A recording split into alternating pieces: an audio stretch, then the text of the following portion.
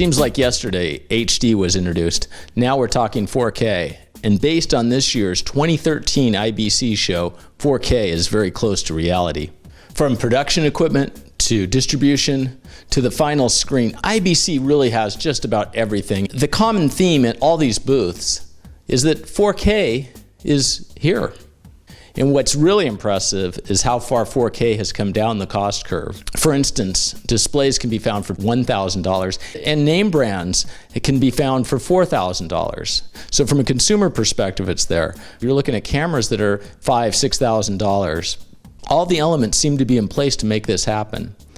Still, there are going to be hurdles between here and widespread adoption. For instance, I heard this from many sources, but to get the full benefit of 4K, it's more than resolution. You want the color depth. You really want 10-bit color depth instead of 8-bit color depth. Frame rate's another important consideration. I heard that 120 frames per second would be necessary for some high action type sports. And what this means is more bandwidth is going to be required.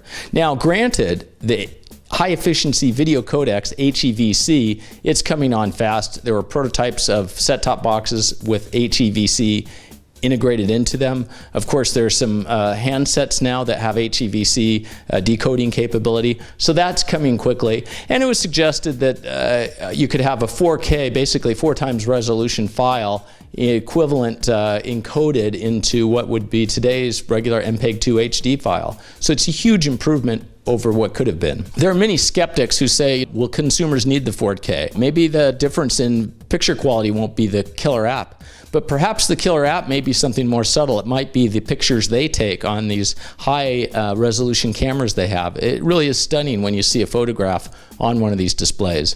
Saw a very impressive user interface using 4K.